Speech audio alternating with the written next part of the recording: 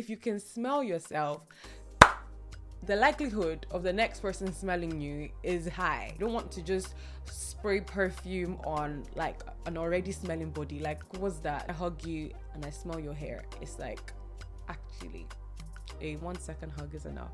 You get what?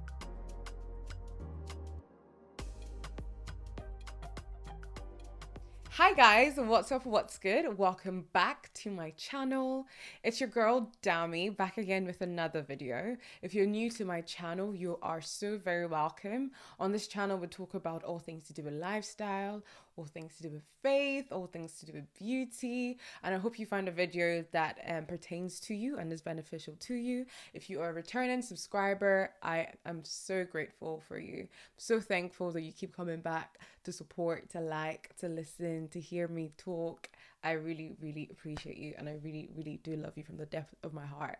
Today's video is going to be in the beauty category, I would say, because we're going to be talking about how to smell good. Guys, it is summer, and you know, during the season is the time where you be getting whiffs here and there, whiffs that don't smell nice. People just decide to not coordinate themselves during summer, and you be hearing and smelling different types of things. So this video hopefully should help one or two people out there.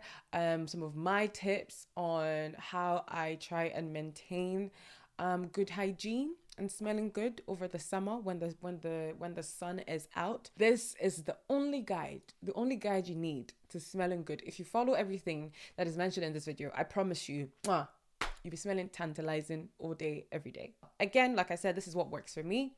You can pick a thing or two, you can take everything, you can leave everything, however you want to do it, but I hope you enjoyed the video. So without further ado, let's get right into the video.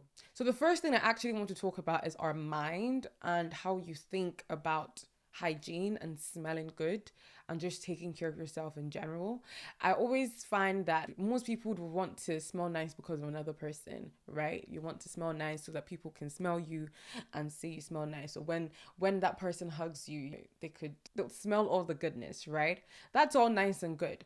But firstly, you have to be determined and make sure that you want to also smell nice for yourself. Like, because it's not, if you have the mindset of the former, then what would happen is if there's nobody there, then you would just not shower for the whole week. You would just not use deodorant.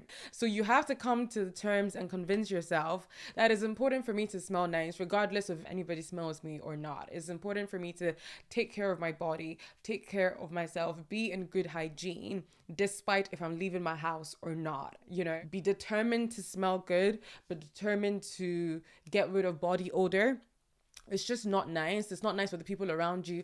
And I'm sure it's not nice for yourself. One of the golden rules I follow is that if I can smell myself, guys, if you can smell yourself, the likelihood of the next person smelling you is high. Do you get what I mean? So usually if I can smell anything that is funny about myself, I know I need to like, do you get what I mean? But some people, you be smelling yourself and you think another person, you don't think I can smell you?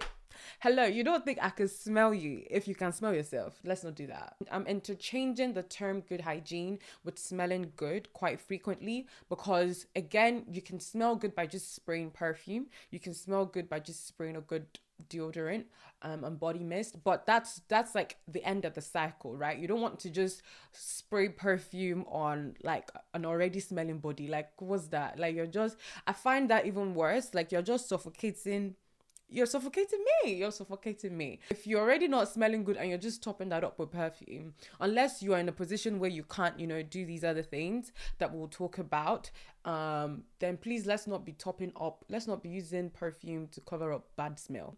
It's always good to start on a good blank canvas where you naturally already maintain a good smell, that even if you don't have a great perfume or you have a great perfume, it will just be an addition to, you having a good neutral natural scent. if that makes sense. Okay. But I'm going to start with these core things first because I believe they're super important before we get to the layering and the perfumes and all of that good stuff. My journey of my body hygiene has changed over the years, and it will keep changing. And I did find, obviously, the younger I was, the more I struggled with trying to navigate that. Obviously, puberty and all of that, your hormones are all over the place. So over the years, I've kind of seen these tips play out in my life, and you know, it's kind of changed. Some I just recently discovered, some I've known for a long time, and one of that is including what you eat. I find until today, to be honest, I'm still struggling with that because there's certain foods that I love, but I know if I eat it, yeah. So there are two parts to this in terms of what you eat. Firstly, you have to realize that what you eat kind of comes out of you, right? So there are things, there are foods that are just much more stronger smelling that you don't want to overpower your food with, because you start to smell it in like your sweat. Things like garlic. If you chew garlic all day, every day, best believe you're going to be smelling like garlic. Do you get what I mean? So foods that are strong smelling, you want to try and use them in moderation. If not, your body starts exuding that smell. So that's why you have to be careful in, you know, what you eat, but also in the other aspect of that would be how your stomach reacts. Now, this is the part I struggle with because I just like eating anything, but I know that my stomach doesn't agree with certain things, but I'm determined for my stomach to agree with it. Anyway, if you know that there's certain foods that just make your stomach a bit haywire, that just make your stomach more gassier than usual, then it's just probably best to avoid it, just so that you're not putting yourself in an awkward position every time, to be excused. But remember that what you eat kind of comes through you. Even in your pee, you can smell certain things. Certain medications pass through your urine as well, and you can smell it. So watching what you put in your body, because what you're putting in is also inevitably coming out in one way or the other. And again, that's one of the reasons why we're encouraged to drink lots of water. I can still do much better in that regard with myself as well. Drink lots of water to flush out anything in your system that is just being like jam-packed, which is causing like smells everywhere. So just make sure that you're drinking lots of water, because you're basically flushing out toxins and anything that will just cause issues with you smelling more than you need to do. Number 3 is minimize sweating. Now, I know there are medical conditions. There are people who genuinely struggle with sweating.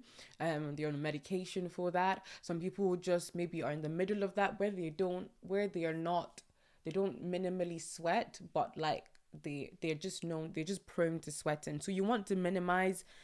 Not when I say minimize sweating, obviously you can clog your pores by using aluminium. We'll come to that. But minimize sweating in terms of, if you know you've like just really profused in sweating, if you've sweated a lot in a certain period during the day, if there's a chance for you to shower and just kind of, you know, let that cleanse off before you go about the rest of your day, then it's always wiser to take that option. So another way to minimize sweating, if you are prone to sweating a lot, is to use deodorant.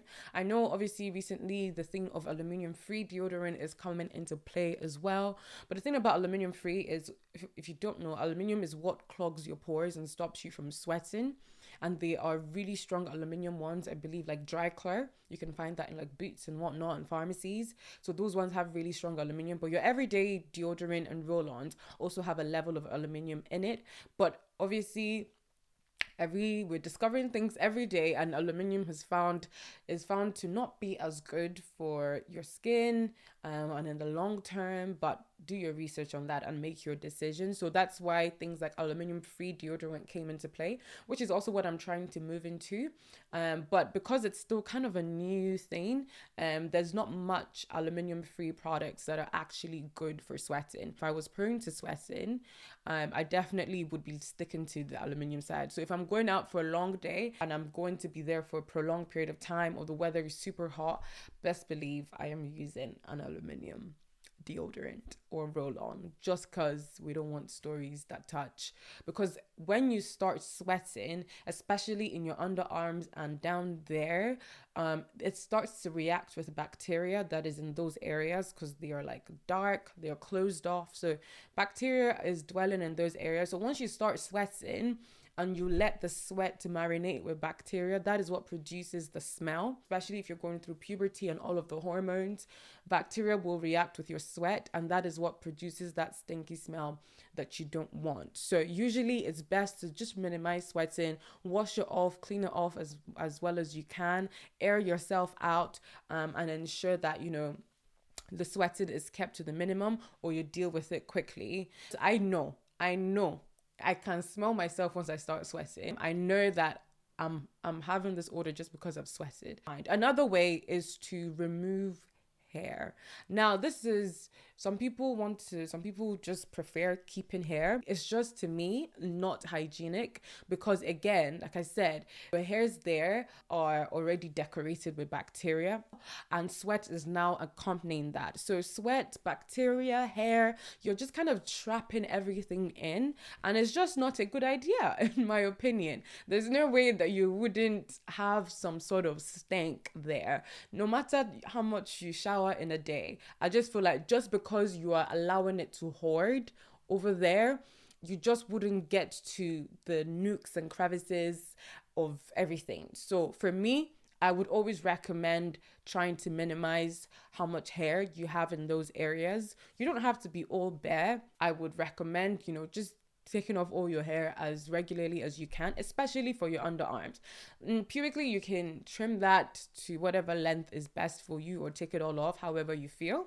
But generally, I know that's one of the reasons why, at least for me, each person might react differently, but there's a different way. I've monitored it for years. There's a different way I smell when I have hair under my armpit.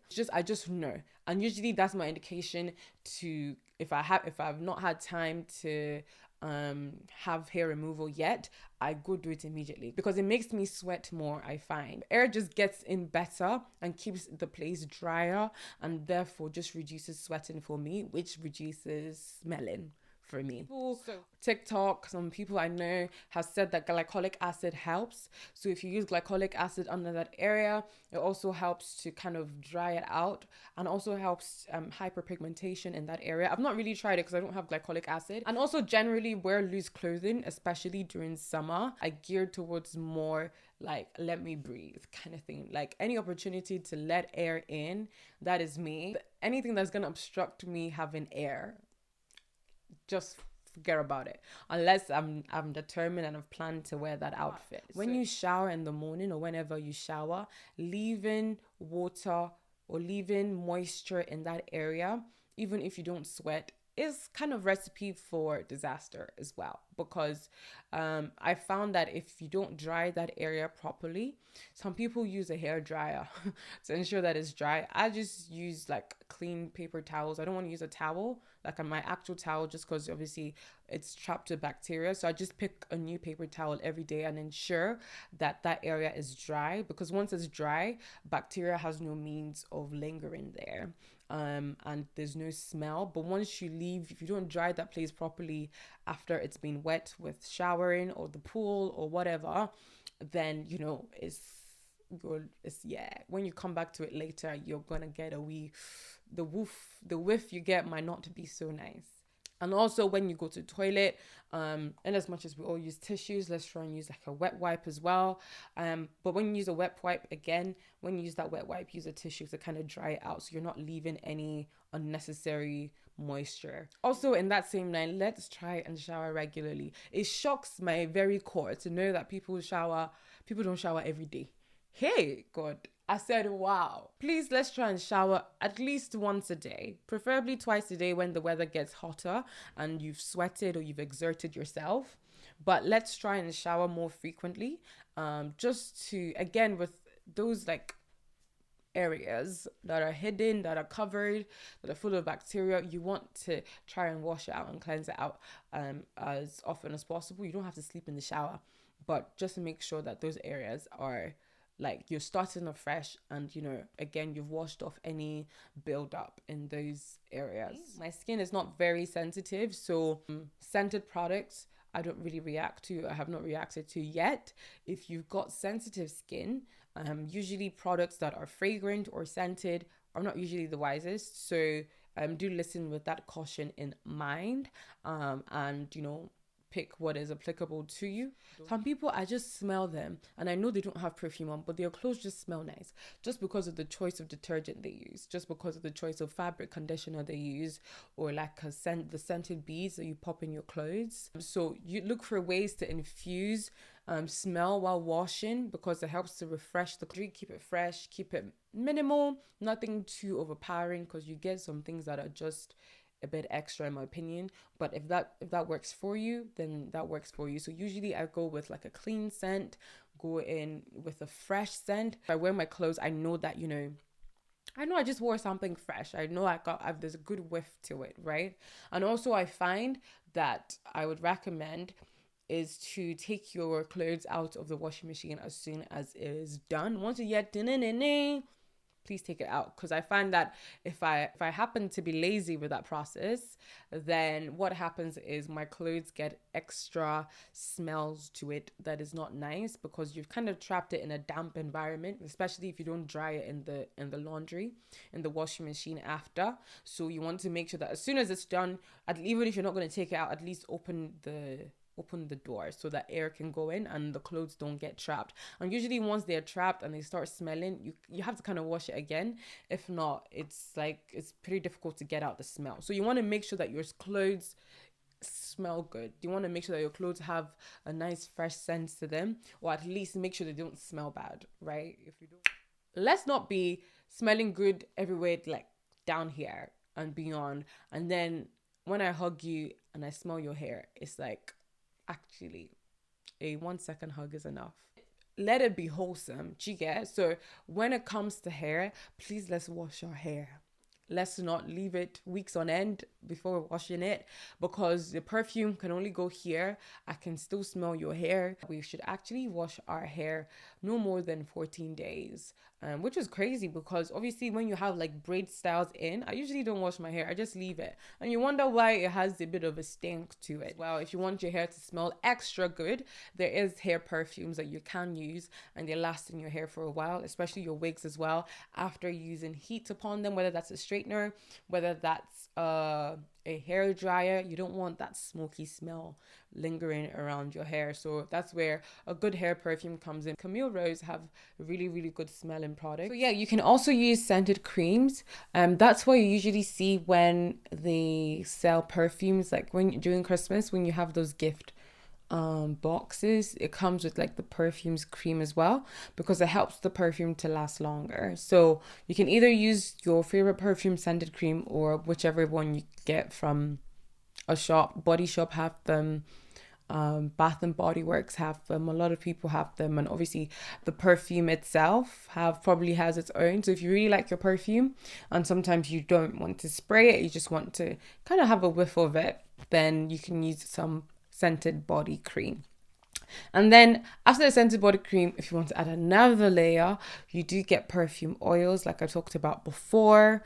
You can order them online. I believe you can just get them anywhere, but it's usually cheaper when you buy it in country. So usually if you go on holiday to one of those Arab countries, Morocco, they sell them. Obviously places like Dubai, they sell them, in Nigeria. So just anywhere that has access to perfume oils. I think Sana Musk also sell perfume oils as well. So you just rub that. Usually when the perfume is oil based, it tends to last longer. So the actual perfume oil just tends to linger some scent. So that's why I usually pop it in my body cream when I'm making it, or if I'm not making a batch, then I'll just pop it in my regular body cream. And then after all of that, you can then go in with your favorite perfume and do a whiff, and you're smelling good for probably a good portion of the day. There's also body mist. Sometimes I use a body mist as well after I pop in my body cream on, just to have that. And throughout the day, again, like I said, if you've kind of exerted yourself so much where you're already sweating, it's just better to kind of go shower rather than pop in perfume on top of your sweat. But if you really want to kind of combat it because you can't shower anytime soon, then, you know, a body mist throughout the day is always good, or an actual perfume as well. So I hope this is helpful. If we didn't really go into specific products regarding perfumes or anything, if not, this video would be excessively long, so we can do that in another video. So if you would like to see some of my favorite perfumes, the ones I'd recommend, combinations I'd recommend, then let me know and I'll be sure to do that in another video. But in the meantime, please share in the comments with the community if there's any tips you have for maintaining a healthy, good, nice smelling self this summer, despite the heat, despite the sweat. What has been working for you? Let us know. We would love to we would all want to smell good together so that nobody's clogging another person's nose. Okay, wonderful. Thank you guys so much for watching, and I'll see you guys in my next video. Bye guys.